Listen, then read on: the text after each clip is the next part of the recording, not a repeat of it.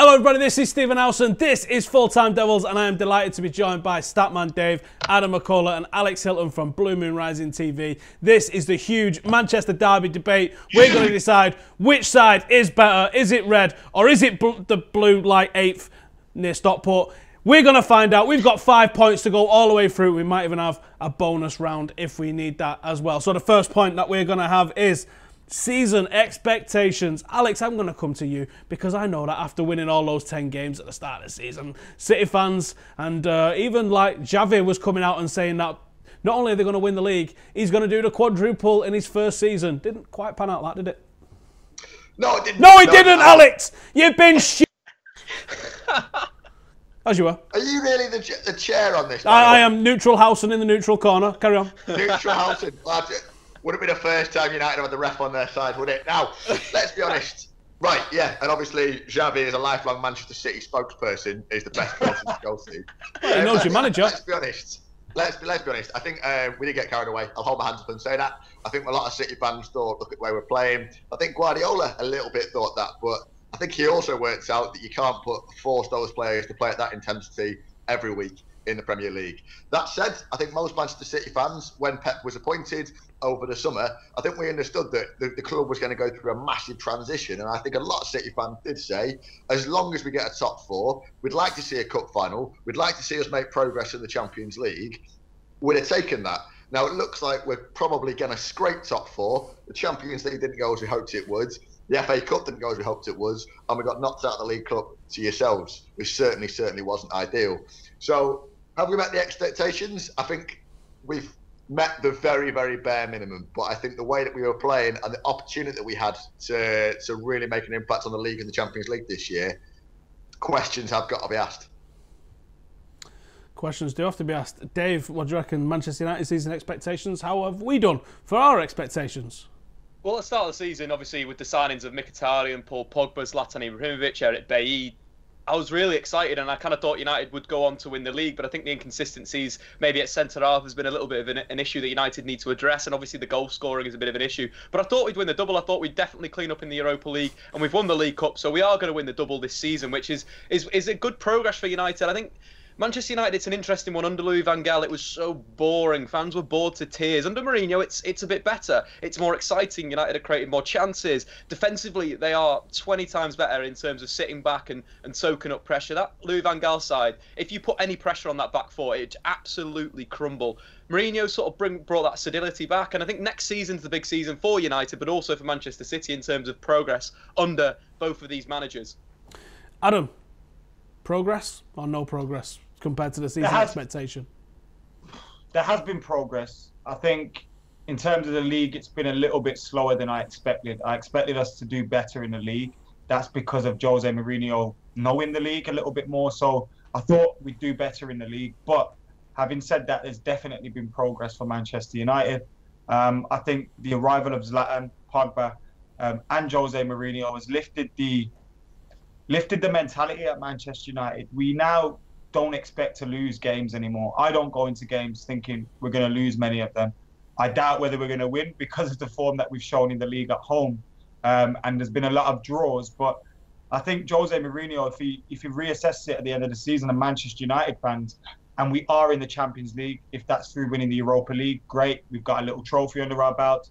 But if it's through the top 4, great as well, because that was the main objective this season was, of course, you want to win the league. That's bread and butter. But the main objective was building a foundation to build from, improving and getting back into the Champions League. So if we do that and we've picked up silverware as well, I think then you can look back at the season as a relative success, given that the team has improved. Defensively, we're better.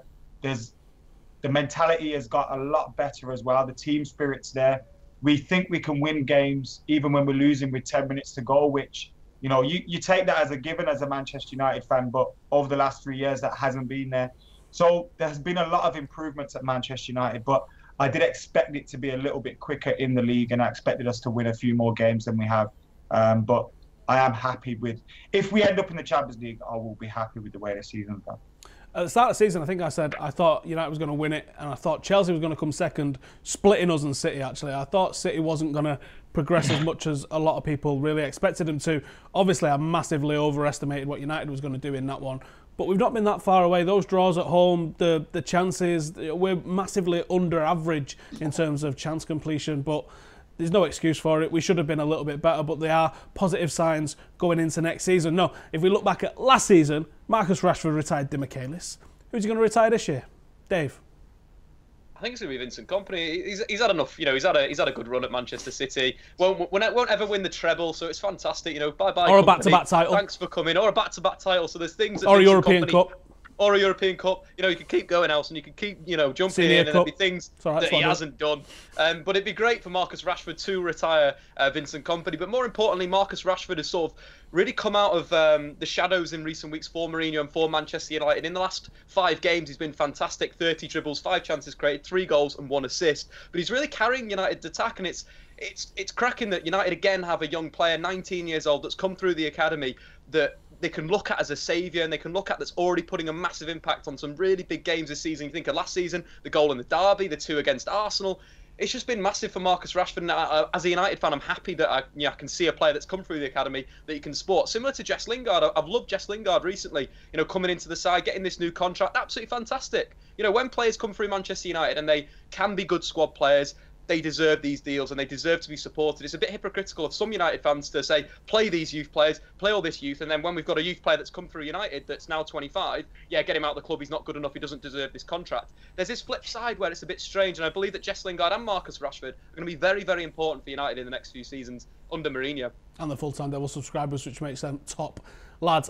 Adam, do you think City are going to have the measure of Marcus Rashford by now, or do you think that he's going to strike twice and do it again? No, because I think, I'm not saying he's going to definitely score the winner. I've got a feeling he's going to play a vital part in the game because he has been on great form. I think that performance, particularly against Chelsea, will fill him with a lot of confidence. And I think Manchester City's back 4, back 3, whatever it is weaker than Chelsea's. So he'll have confidence going into this game. I think there'll be opportunities for both sides. So if we take our opportunities, we should be scoring. It's how we perform at the other end. Marcus Rashford is such a talent. You say, who's he going to retire? I don't think he should fear any defenders, and that's the beautiful thing. This guy is fearless. He can do it all. He's even started taking set pieces recently, and he's got a great technique on him when he takes those set pieces. I think he's a delight to watch. It's great to see him develop at Manchester United. It's great to see him start to earn some trust from Jose Mourinho as well. He speaks about trusting players and wanting players to do things for him and run through walls for him and stuff. And Marcus Rashford will do that, not just because he's come through the ranks at Manchester United, because he's an intelligent player as well with his running. And I know Dave spoke about Jesse Lingard. He's the same. Jose Mourinho plays him because of the intelligence in his running as well. It's not just taking chances and creating chances. Of course, they both do that too. But Marcus Rashford, I think in the preview, Alex mentioned that Zlatan Ibrahimovic not playing was a benefit. Now, of course, that's a benefit. A 28-goal season striker not playing is a benefit to any team. But also, I think it could be a positive for Manchester United in that the attacking play that we will play is more likely to tear them apart, because that pace from Rashford, I think it will be a little bit better suited to playing against Manchester City. I think if Zlatan played, of course he scored against them in the last game, but I think if Zlatan played, he's more likely to come deep, show for the ball, want it to feet. And I think Kompany and Otamendi would like that with him in front of them at all times. The thing with Marcus Rashford is defenders have to keep looking over their shoulders. Where is he? When they're on the ball, where is he? Is he coming for me? How quick can I have a gut with the ball? And City want to play out with the ball. So I think Marcus Rashford is going to be vital in this game, and I think he'll have a big part to play. I think the defensive work that he does in chasing down defenders in possession is fantastic, and I'm really looking forward to seeing that on Thursday. Alex, who's Marcus Rashford retiring this time round at the Etihad? Normally, Howson, I wouldn't even dignify that with a response, but seeing as it's you, I'll go into some detail. Look, last year, Rashford was in unbelievable form, and he came and he took Martin Demichelis to pieces. But I think you'd ask any City fan in the build-up to that game, I don't know anyone would have backed Demichelis to win that one. This time around, we've got Vincent Kompany, the man of the moment, Captain Fantastic, a different kind of player. And you know what? I back Kompany to have a better game than Demichelis any day. And I actually think that Rashford, he does frighten me. He's clearly a very talented young man. He's got a lot of pace. But if we adapt to Manchester United, and I pray that we do, and I hope that Guardiola swallows a pill and learns a little bit about how Rashford wants to play, then hopefully we'll keep tabs on him. I don't think it's going to be a knife through butter. I think it's going to be a tense and nervy affair. And I hope the experience that Kompany brings into the team will be good enough to keep him quiet. So what's the odds on a Kompany red card with Rashford, do you reckon? I'd say quite low. I think I genuinely don't see a Kompany red card. I think Zabaleta won't be playing. Fernandinho probably won't be playing. Actually, to be honest, I think all the usual red card suspects on our side will probably be all right. Osalendi's due one. I think he'd had one for a while maybe. But you know what? I don't think you'll see a City red card. That said, we don't get the big decisions lately, so anything can happen the way it's gone. You're forgetting the previous derby where you had... We have been absolutely screwed by refereeing. Chelsea at home early this season. Someone press play for us. So you know what? Anything could happen. What about you guys? For Fellaini, how many elbows do you reckon? 3, 4? I hope he's not playing, honestly. Kompany would have to catch Rashford to foul him to have to get a red card. I think he'll 2-foot him straight on. He's fond of that one, isn't he? Oh, the ball was in the same sort of postcode, I think. Yeah. Anyways, talking about not being in the same postcode, Yaya Toure and Ander Herrera. Who's going to win this battle, David? Well, I think it's going to be Ander Herrera. He's shown this season that he's the most complete Premier League central midfielder. I think if you look at the stats versus N'Golo Kante, that is specialist and has won the PFA Player of the Year award, Ander Herrera's made more interceptions, created more chances, registered more assists, completed more passes per game, and been directly involved in more goals. And of course, N'Golo Kante is lauded as the saviour of Chelsea. I think he was better last season for Leicester. And I think, in fact, the PFA Player of the Year was awarded to him this year because they should have done that last year and they realised that they made a bit of a mistake. But anyway, Ander Herrera has been absolutely fantastic, whether he's playing as a 6 deep in midfield, dictating the play for Manchester United, whether he's man-marking Eden Hazard, or whether he's getting assists and playing in that final third as more of a partner to Paul Pogba in a 3-man midfield with Carrick. He's been fantastic. But I don't think those two aren't really going to clash together for me. I think it's going to be Ander Herrera maybe a little bit deeper in midfield, dealing with the likes of Silva or De Bruyne or whoever plays number 10 for Manchester City. Alex, Yaya Toure versus Herrera. Is that the big battle, or do you think it'd be going elsewhere? I think it'll be going a bit elsewhere. And I think actually the way that we've played this season, I think it doesn't really suit the question, if that makes any sense. I think because the way that we play and the complete style of football that Guardiola has tried to implement, it won't just be Yaya. You'll see players dropping in. You'll even see Leroy Sané dropping in. If David Silva's playing there, he'll drop in as well. Guardiola doesn't like to leave it to one-on-ones. And Herrera, from what I've seen and from what I've heard, seems to be playing very well at the minute. And I think he will give Yaya a game. Yaya plays a lot of football on Sunday. And I remember saying to somebody on the train home is that Yaya was superb against Arsenal, but he just ran out of steam. There's only so much Yaya Toure you can get into one game. And it does concern me a little bit that if he gets given the runaround, if he does start and gets given the runaround on Thursday, it could be a weak link. And it seems, as a Manchester City fan, you never really thought you'd see Yaya Toure as a weak link in the team because he can run a show and he is a match winner on his day. And I just hope that we get the best out of him, and I hope that he is supported. And it is someone like Delph who does the running for him. And you might actually see it as Delph versus Herrera. And the way Delph has played the last 3 or 4 games, he's been unbelievable. And he might not have it over the course of the season. But I think that for a still relatively younger English player, I actually think Fabian Delph's up to the challenge for a one day. Why not? Never heard of her. Imagine having spent £1 billion and still having Fabian Delph. Jesus. Imagine being a football fan that's so quick to criticise a young English player that's finally getting his chance in the top 4 side. Come on, man. Also, I think you're going to call me out, Macola. If you're going to call me out, I want to talk to Dave about trying to big up Herrera as better than Kante. Honestly, would you rather have Kante or Herrera? Herrera? I phrased it as he is more complete.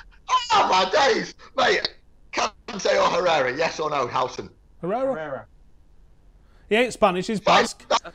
Gets on it. Just saying that. I'm sure the people in the comments will be merciful. No, I don't think so, mate. It's Manchester United channel. Adam, there's one player that has been massively over-criticised all season long, and I'm going to just deviate from the Herrera thing and say, is Paul Pogba just rounding into some real good form at a critical time of the season? Do you think he's going to have a big say on Thursday? Who remembers that time when Blue Moon Rising thought Pogba had signed for City? I do. I got another question for you, Alex. When was the last Mancunian you had in a Manchester derby? Wait, boy. Thank you, Adam. Paul Pogba, talk to me. I know Chelsea in neutral corner. Right, Paul Pogba. Still has a lot more to offer. I still think eventually we'll get more goals out of him. But I think overall he has done a job for Manchester United this season. I think he has got better as the season has gone on. I think our poor finishing has cost him double figures in assists, and that's not exaggerating. And it's great. He had a fantastic game against Burnley. Sent Barton to the shop a few times. Will a big performance? I did, but will a big performance here against Manchester City quiet some of the hate? Do you think? No, because people will always hate him. That's facts. But a good performance will quiet some of the critics. Yes, but again, I don't think that's necessary for him to justify Manchester United signing him. He's been a great signing for Man United. Right, here's the question that everyone came to see. Pep or Jose? Alex, so you appointed the self-proclaimed and anointed, rolled the red carpet or blue carpet out for Pep Guardiola, and he's actually worse than Pellegrini. Discuss.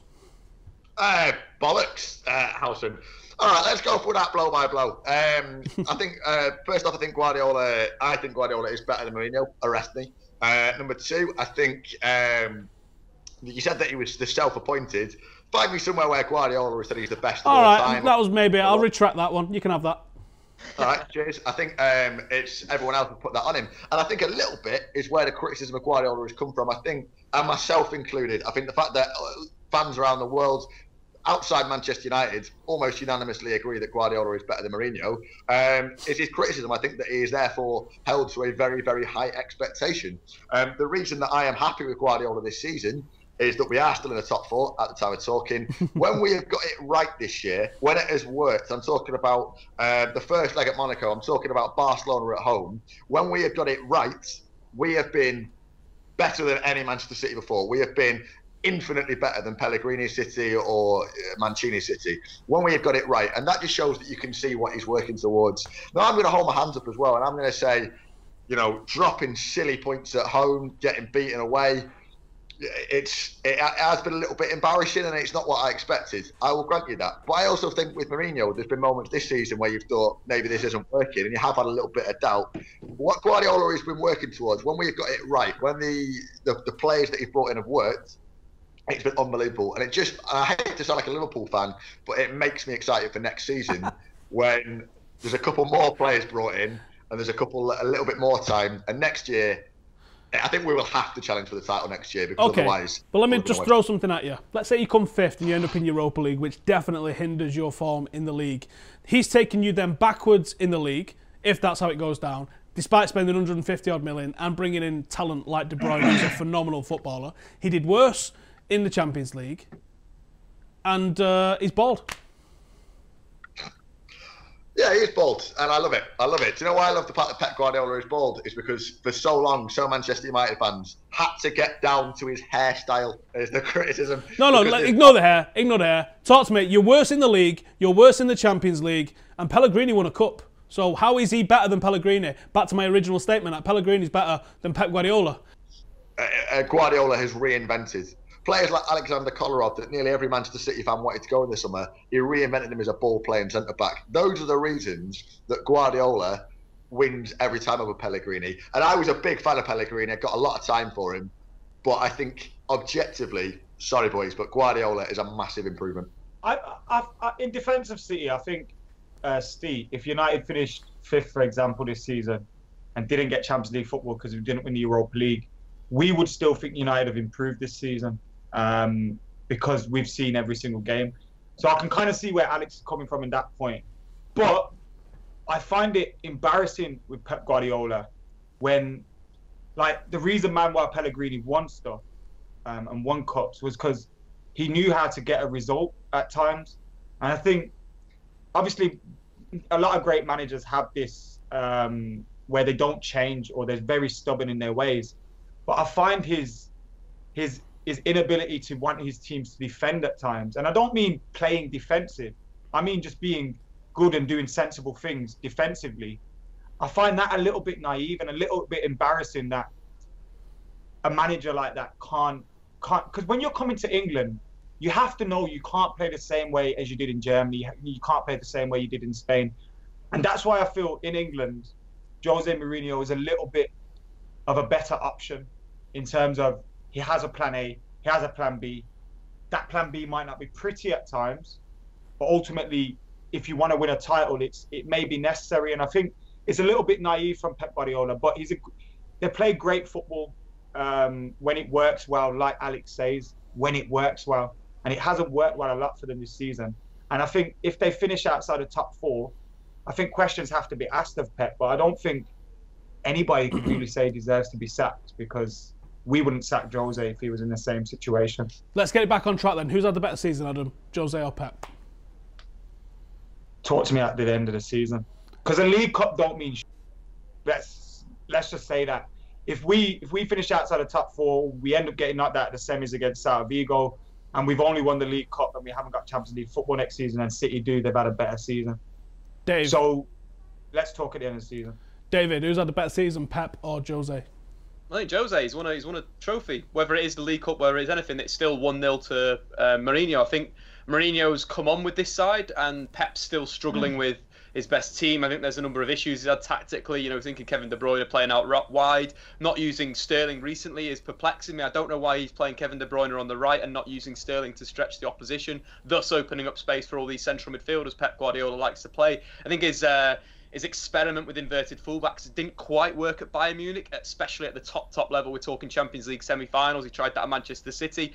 Against Sunderland was a big game that they completely failed doing that. Kolarov at centre-half, but I'm not going to deny Pep Guardiola's doing the right thing at Manchester City. The football with the right players will be absolutely, be perfect for the Premier League, and being adaptable is something that Pep Guardiola needs to learn. He showed slight signs of that. You think of the game against Barcelona in the Champions League, not the leg that they lost, the tie that they lost, the second one was very, very good tactically, and that game sat off and counter-attacked Barcelona, which is exactly what he needed to do. So I think it's all about Pep developing himself, but developing this Manchester City squad. I feel like the City board haven't really made the right signings in the years up to Pep Guardiola coming. Not having some quality fullbacks for Pep Guardiola makes no sense to me. So I think there's some blame for the people behind at Manchester City that know Guardiola's coming in. But I think in terms of Mourinho, he's been wonderful. He's really improved over the season. You think of the big decisions he's made recently. The game against Chelsea using Ander Herrera man-to-man with Hazard was absolutely perfect. The approach against Spurs just in January. You think about the subs that he's made, the impact Wayne Rooney had against Hull City at the start of the season, grabbed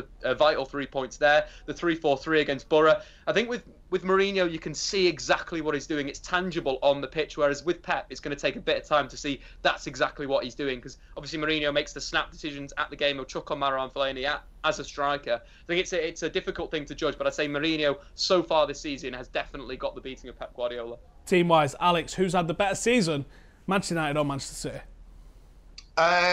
Well, that depends what you value. I personally would love a City to win a trophy this season. I think that's what football's all about. And whether it's the League Cup or not, I am jealous that United got to Wembley and got to win a game this year. I think sold it out as well. Be applauded. Sorry? Sold it out as well. So did Manchester City. They did though. They had some cardboard cutouts, didn't they? They did though. Boys, man, come on, even you guys can't even find that funny. Also, while I'm here, and I know this is futile, but we'll talk a little bit about that. It's something the press love, that old-fashioned joke that City have got no fans. We haven't. Manchester City actually have a point system that slowly releases tickets day by day to the most loyal fans first, and then it comes down. It's because otherwise they'd all get bought out by tourists. The fact that there's more people who'd like to come and watch Manchester City, that's the lovely fact that male sport won't miss out when they're going, oh, City haven't sold 2,000 tickets, because they go on sale tomorrow. Alex, how many games do you have to go to be a loyal fan? 2 in a season? Mate, 1 in 15 years. Sorry, where's Manchester City? Where's England football's biggest ever attendance? Is it Main Road, the former home of Manchester City? It is. Where's Manchester United's biggest ever attended game? At Main Road. You have to borrow it from us to fill it. Right.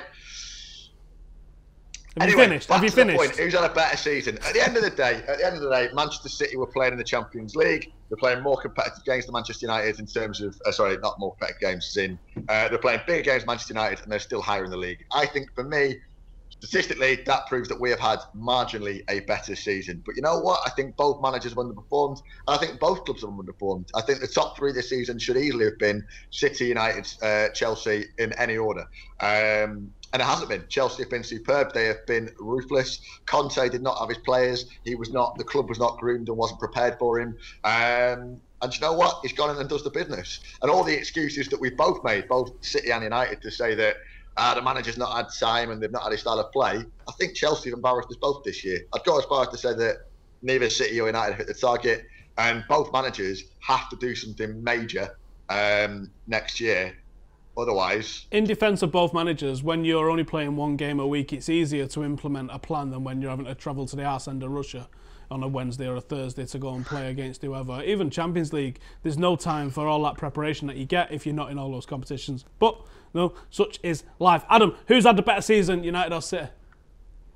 To say City have had the better season because of being in the Champions League means they had a better season last season, not this season, surely, right? I think United have also been handicapped by having to go into Europa as well. So But, I games. think the point is that But having said that, theoretically, United could play a second-string side against clubs like Anderlecht and potentially still get through. We don't know. Whereas Manchester City have had to play bigger sides. We had to play Barcelona. We've had to play Monaco, who've been unbelievable this year. So we've played Champions League opposition and still are higher in the league so far. Whereas United have played Europa League opposition. No, but Thursdays, Sundays are awful. Hopefully you'll find out about that next season. But having said that, again, I think it kind of comes back to Champions League qualification is so important for both teams in terms of what they can do next season, in terms of how successful this season has been. And it's embarrassing that it's even come down to this. Like I said in the preview, United versus City should be for the title. This should not be for who's going to finish in the top four, who's going to have a chance to finish. We can still both actually finish in the top four. We can kick the Scousers out between the two of us, which would be happy days. Are you trying to unite City? I'm really not. No, I'm just saying. The blue eighth can stay where it is. Thank you. David, who's had the better season, United or City? Well, I think going back to the silverware, I think that's a big point. Obviously, we've still got some games left, so you can't really judge the league position right now. I think the draw in the derby would be the best result for both sides, to be quite honest, because it gives them both a point closer to Liverpool, and arguably it's better to kick Liverpool out and keep the two Manchester clubs in the top four. But in terms of the killer stats, the ones that you really care about, chances created, Manchester United created more chances than City in the Premier League this season. Goals conceded as well, 11 fewer than Manchester City. But the most important thing is pass accuracy, which Manchester United are tied at 85% with Manchester City, which is the biggest factor. You know, Pep Guardiola claims to play this, style of football where he's keeping the ball, and in fact, Jose is doing it as well, but with a better defensive record and creating more chances. And we're not passing it in between our keeper and centre half as well. Exactly. I love how the most important stat is passes completed and not goals scored. Adam, don't talk about that. Right, we've got a tie-break question here. We've got a tie-break question here, and you guys in the comments are going to decide the winner of this one. I'm not going to ask these lot. It's going to be a tie-break question for who decides which way this all goes. Who's got the better band? United with Stone Roses or City with them two brother fellas?